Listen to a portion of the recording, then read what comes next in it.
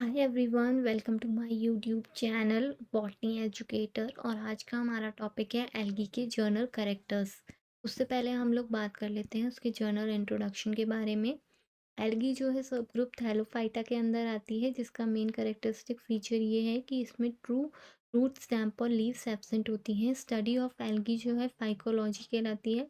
फाइकोस का अर्थ होता है सीवीड और लॉजी का अर्थ होता है स्टडी। फादर ऑफ फाइकोलॉजी जो है वो है एफी फ्रिज, वहीं father of Indian phycology MOP Iger हैं। तो अपन ने अभी बात की थी कि एल्गी जो है सब ग्रुप थैलोफाइटा के अंदर आती है और इसकी स्टडी को फाइकोलॉजी कहते हैं। इसके जर्नल करेक्टरिस्टिक्स फीचर के बारे में बात कर लेते हैं। ये मोस्टली माइक्रोस्कोपिक होते हैं, कुछ एक इनमें से लार्ज भी हो सकते हैं। इनकी प्लांट बॉडी जो होती है वो थैलॉइड लाइक होती है, यानी ये ट्रू रूट स्टेम और लीफ में डिफरेंशिएटेड नहीं होती। ये मोस्टली एक्वेटिक होते हैं और डाइवर्स हैबिटेट में भी पाए जा सकते हैं, जैसे कि सॉइल में, मॉइस्ट रॉक में, स्नो में, प्लांट और एनिमल के साथ एसोसिएशन करते हुए। पहले पिक्चर में आप देख सकते हैं कि किस तरह सॉइल में ग्रो हो रहा है। सेकंड पिक्चर में ये जो स्नो का कलर आ रहा है रेड कलर, ये एल्गी की वजह से है। तीसरी पिक्चर में आप देख सकते हैं किस तरीके से ये प्लांट पे एपिफिटिकली ग्रो कर रहा है। चौथी पिक्चर में आप देख सकते हैं किस तरीके से एनिमल के साथ ग्रो कर रहा है। अब अपन बात कर लेते हैं कि ये क्या होते हैं। ऑटोट्रॉपिक होते हैं, यानी ये फोटोसिंथेसिस के थ्रू अपना स्वयं अपना खाना खुद बना पाते हैं। तो ये इनके अंदर बहुत सारे वेरियस पिगमेंट्स होते हैं जिसकी वजह से ऐसा होता है। तो जिसकी वजह से एक तो ये पिगमेंट्स इन्हें कलर प्रोवाइड करते हैं, साथ ही इनको फोटोसिंथेसिस में हेल्प करते हैं। तो इनमें कौन कौन से पिगमेंट्स होते हैं? क्लोरोफिल, कैरोटीन, xanthophyll, फाइकोबिलिन, इस तरीके से इनमें पिगमेंट्स प्रेजेंट होते हैं। तो इनका जो मेन क्लोरोफिल पिगमेंट होता है वो होता है क्लोरोफिल ए। और क्लोरोफिल ए और बी जो है ग्रीन एल्गी में प्रेजेंट होता है। क्लोरोफिल ए और सी जो है वो ब्राउन एल्गी में प्रेजेंट होता है। क्लोरोफिल ए और डी रेड एल्गी में प्रेजेंट होता है। तो अपन देख सकते हैं पिक्चर में कि ग्रीन कलर की एल्गी है। फिर सेकंड पिक्चर में आप देख सकते हैं कि ब्राउन कलर की है। ये भी इनकी फोटोसिंथेटिक पिगमेंट्स की वजह से है। रेड कलर की एल्गी है जो भी फोटोसिंथेटिक पिगमेंट्स की वजह से, जैसे क्लोरोफिल ए है, डी है, पाइकोरेथ्रीन है, इस तरीके के कंपाउंड्स इसमें प्रेजेंट होते हैं जिस वजह से ये रेड कलर इसको प्रोवाइड कर रहे हैं। ठीक है। अब इनकी जो प्लांट बॉडी होती है वो टिश्यू सिस्टम में डिफरेंशिएटेड नहीं होती। इनकी जो प्लांट बॉडी होती है वो टिश्यू सिस्टम में डिफरेंशिएटेड नहीं होती और इनमें वेस्कुलर सिस्टम भी एब्सेंट होता है, यानी जाइलम और फ्लोएम इनमें एब्सेंट होता है। तो जाइलम का फंक्शन होता है वाटर कंडक्टिविटी का और फ्लोएम का फंक्शन होता है फूड कंडक्टिविटी का। तो ये जो वेस्कुलर सिस्टम है ये इनमें एब्सेंट होते हैं। इनकी जो सेल वॉल होती है वो सेलुलोज की बनी होती है और साथ में मिक्स टाइप की भी हो सकती है। मिक्स टाइप मतलब में एलिजेनिक एसिड, पैक्टिन, इस तरह के कंपाउंड भी प्रेजेंट हो सकते हैं। मेनली जो सेल वॉल होती है वो सेलुलोज की बनी होती है। रिजर्व फूड मटेरियल जो है स्टार्च हो सकता है, प्रोटीन हो सकता है, ऑयल हो सकता है। इस तरीके से रिजर्व फूड मटेरियल ही में प्रेजेंट होते हैं। अलग अलग एल्गी मेंबर्स में अलग अलग तरीके के रिजर्व फूड मटेरियल पाए जाते हैं। इनकी जो सेक्स ऑर्गन होते हैं वो यूनिसेलुलर या मल्टीसेलुलर होते हैं। और जो सेक्स ऑर्गन है उन पे स्ट्राइल जैकेट सेल एब्सेंट होती है, प्रेजेंट नहीं होती।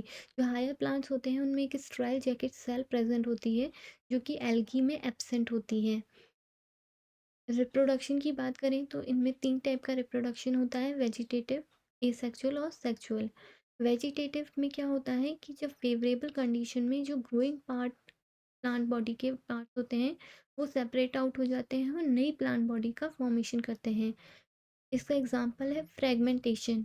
एल्गी में फ्रेगमेंटेशन में देखा गया है कि मैकेनिकल इंजरी के थ्रू या किसी भी डैमेज के थ्रू अगर एल्गी का एक पोर्शन का डैमेज हो जाए या इंजरी हो जाए, जिस वजह से अगर 2 फ्रेगमेंट्स में एल्गी टूट जाए तो उसके दोनों ही फ्रेगमेंट्स न्यू प्लांट बॉडी का फॉर्मेशन करने में हेल्पफुल होते हैं। तो इनमें वेजिटेटिव रिप्रोडक्शन पाया जाता है। अब अपन बात कर लेते हैं एसेक्सुअल रिप्रोडक्शन की। इसमें क्या होता है कि प्रोटोप्लास्ट रीजुवेनाइजेशन का प्रोसेस देखने को मिलता है, जिस वजह से ये सोमैटिक सेल्स ही जो हैं वो स्पोर्स का फॉर्मेशन करती हैं और इसमें सेक्सुअल फ्यूज़न नहीं होता, यानी इसमें कोई गैमेट नहीं बनता और गैमेट के बाद कोई अ उनके बाद कोई फ्यूज़न, गैमेट का फ्यूज़न नहीं होता, और उससे कोई आगे चल के कोई ज़ाइगोट या इस तरीके का कोई स्ट्रक्चर देखने को नहीं मिलेगा अपन को। सिर्फ़ प्रोटोप्लाज़्म में रिजुवेनाइज़ेशन या रीजनरेशन अपन कह सकते हैं वो होगा, जिससे एसेक्सुअल स्पोर्स बनेंगे और वो आगे जाके प्लांट बॉडी में फ़ॉर्मेशन में हेल्पफुल होंगे। इसका एग्ज़ाम्पल है ज़ूस्पोर्स। अब अपन बात कर लेते हैं सेक्सुअल रिप्रोडक्शन की। तो इनमें क्या होगा कि दो डिफरेंट प्लांट, जो प्लांट है, पेरेंट प्लांट्स हैं, वो गैमेट्स बनाएंगे और उनके गैमेटिक यूनियन से जो है जाइगोट का फॉर्मेशन होगा। ये तीन टाइप का होता है, आइसोगेमस, एनाइसोगेमस, oogamous। आइसोगेमस जो है, गैमेट्स जो है फिजियोलॉजिकली और मॉर्फोलॉजिकली एक जैसे दिखते हैं। एनाइसोगेमस में गैमेट्स मॉर्फोलॉजिकली और मॉर्फोलॉजिकली अलग अलग दिखते हैं, यानी उनकी जो मेल और फीमेल है उनके साइज़ में, फिजियोलॉजी में डिफरेंस होगा। oogamous में क्या होगा, मेल गैमेट जो होगा वो मोटाइल होगा, जबकि फीमेल गैमेट लार्ज भी होगी, बड़ी भी होगी और नॉन मोटाइल होगी। ये सबसे एडवांस टाइप के सेक्सुअल रिप्रोडक्शन होता है oogamous टाइप का, ठीक है। जब इनमें गैमेटिक फ्यूज़न हो जाता है तो गैमेटिक फ्यूज़न के बाद ज़ाइगोट का फॉर्मेशन होता है, मगर उस ज़ाइगोट से एम्ब्रो फॉर्मेशन नहीं होता। तो अगर अपन से पूछ लिया जाए कि एम्ब्रो का फॉर्मेशन क्या एल्गी में होता है, तो हम कहेंगे नहीं, एल्गी में एम्ब्रो फॉर्मेशन देखने को नहीं मिलता है। इनमें डिस्टिंक्ट अल्टरनेशन ऑफ जनरेशन देखने को मिलता है, मगर डिस्टिंक्ट अल्टरनेशन ऑफ जनरेशन क्या होता है कि लाइफ साइकिल में हैप्लॉइड और डिप्लॉइड के बीच में अल्टरनेशन ऑफ जनरेशन चलता है। जो हैप्लॉइड फेज़ है वो गैमेटोफाइट से रिप्रेजेंट होता है, वहीं डिप्लॉइड फेज़ जो है वो स्पोरोफाइट से रिप्रेजेंट होता है। जो गैमेटोफाइट है वो हैप्लॉइड गैमेट्स बनाता है। उनके फ्यूज़न से अगर अपन बात करें, अगर गैमेट एन और एन है तो एन प्लस एन क्या हो जाएगा, 2n। और वो ज़ाइगोट जो बनेगा वो कैसा होगा, 2n। अब अगर ज़ाइगोट में माइटोसिस होगा तो जो स्पोरोफाइट बनेगा वो भी कैसा होगा, 2n। तो जो स्पोरोफाइट है वो कैसा है, 2n है। अब अगर स्पोरोफाइट से अपन को हैप्लॉइड स्पोर्स बनाने हैं, स्पोर्स एन नंबर के बनाने हैं, तो अपन क्या करेंगे, रिडक्शनल डिवीजन, मियोसिस करेंगे। तो स्पोरोफाइट के बाद क्या होता है, मियोसिस होता है, रिडक्शनल डिवीजन होता है, जिससे स्पोर्स बनते हैं जो कि हैप्लॉइड होते हैं। और वो हैप्लॉइड स्पोर्स जब माइटोसिस करते हैं वो हैप्लॉइड गैमेटोफाइट का फॉर्मेशन करते हैं।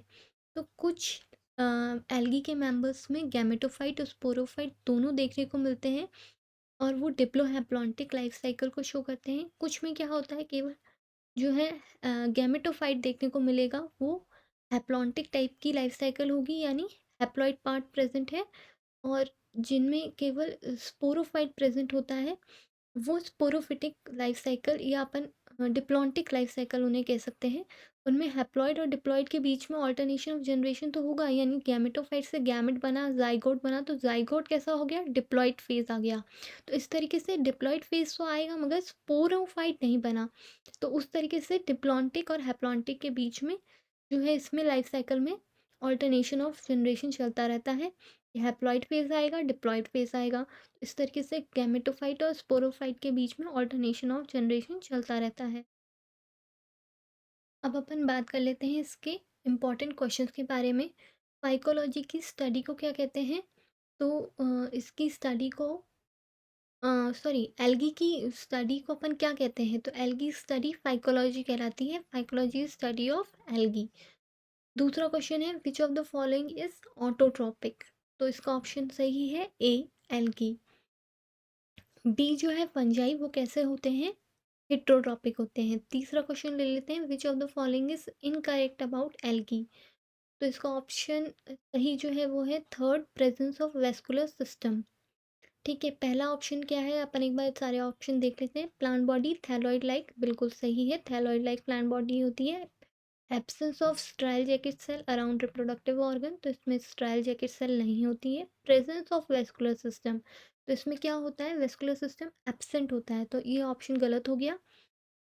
और एब्सेंस ऑफ एम्ब्रो फॉर्मेशन, चौथा ऑप्शन है एब्सेंस ऑफ एम्ब्रो फॉर्मेशन, तो एम्ब्रो भी फॉर्मेशन नहीं होता, तो इसका सही ऑप्शन हो गया प्रेजेंस ऑफ वेस्कुलर सिस्टम, जो कि इनकरेक्ट है एल्गी के लिए। अब क्वेश्चन है, लास्ट क्वेश्चन है अपना, फोर्थ जो कि डिस्क्रिप्टिव क्वेश्चन है, वो पूछ रहा है discuss briefly about journal characteristics of algae. तो आप इसमें सारे journal characteristics point wise diagram के साथ बना सकते हैं। Thank you. आज के लिए इतना ही। आप, आई होप आपको वीडियो अच्छा लगा होगा। अगर आपको वीडियो अच्छा लगा हो तो लाइक कीजिएगा। अगर आपको कोई डाउट है तो आप कमेंट बॉक्स में पूछ सकते हैं। Thank you. Do like share and subscribe my channel. Thank you for watching.